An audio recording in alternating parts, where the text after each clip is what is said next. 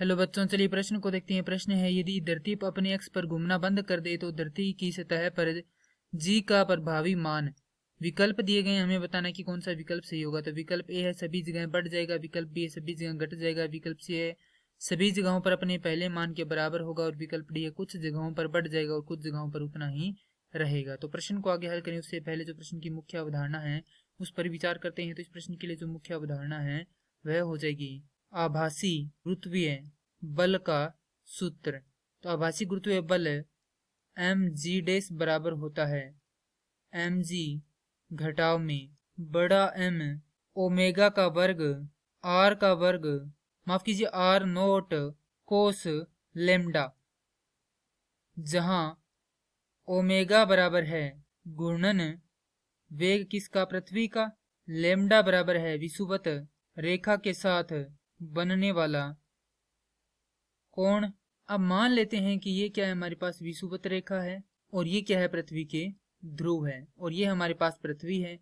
तो यहाँ पर कोई वस्तु है जिसको यदि हम इस प्रकार से यहाँ पर मिलाते हैं तो हमारे पास ये जो कोण बनता है, ये कोण कितना होगा, लेमडा होगा, और m वस्तु का द्रव्यमान होगा यहाँ पर। अब यदि हम ध्रुव के लिए देखें तो ये लेमडा कितना होगा, ध्रुव के लिए लेमडा होगा यहाँ पर 90 डिग्री और ये होगा यहाँ पर 0 डिग्री।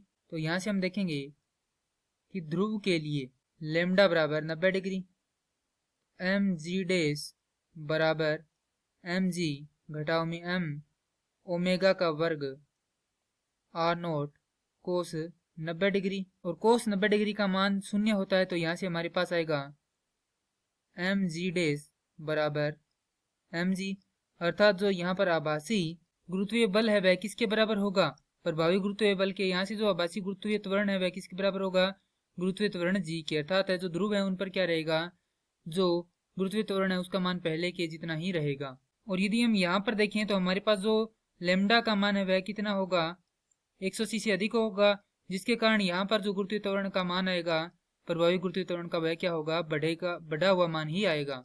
अतः हम यहाँ से कह सकते हैं कि कुछ जगहों पर मान क्या होगा, बढ़ जाएगा, कुछ जगहों पर उतना ही रहेगा। तो तय प्रश्न के लिए सही उत्तर होगा विकल्प डी। मैं आशा करता हूँ कि यह प्रश्न आपको समझ में आया होगा। धन्यवाद।